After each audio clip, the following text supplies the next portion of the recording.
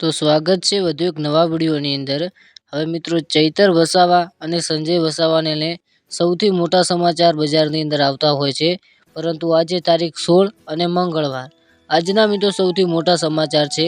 અને હાલમાં મેં સોશિયલ મીડિયાની અંદર 2-3 વિડીયો એવા જોઈ લીધા જેની અંદર બતાવવામાં આવ્યું છે કે ચૈતર વસાવાનું અને સંજય વસાવાનું સમાધાન થઈ ગયું છે અને હવે જે આ કેસ છે તે સંજય વસાવા પાછો ખેંચી લેશે અને ચૈતર વસાવાને ટૂંક જ સમયની અંદર જેલની બહાર આવવામાં મળશે। તો ચલો મિત્રો ડિટેલવાર જાણી લઈએ કે શું ખરેખર સંજય વસાવાએ કેસ પાછો ખેંચી લીધો અને ચૈતર વસાવા ખરેખર જેલની અંદરથી બહાર આવી જશે।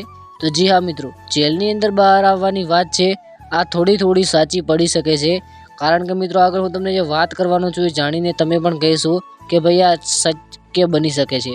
તો હવે મિત્રો વાત કઈ કેમ છે કે મિત્રો ચૈતર વસાવા અને સંજય વસાવા એટલે કે સંજય વસાવા હાલમાં કેસ તો પાછો ખેંચી લે, પરંતુ વાત એટલી છે કે ચૈતર વસાવાને માફી માંગવી પડે અને ચૈતર વસાવા આ લઈને કોઈ પણ મંજૂર નથી કે હું માફી માંગી લઉં। હવે મિત્રો જો ચૈતર વસાવા નાનકડી એવી માફી માંગી લે તો સંજય વસાવા તરત જ કેસ છે તે પાછો ખેંચી લેશે અને કેસ પાછો ખેંચ્યા બાદ આ બધા જ જે સરકારની અંદર જાય છે તે બધું બંધ થઈ જશે અને જલ્દીથી ચૈતર વસાવાને જેલની અંદરથી છોડવામાં આવશે।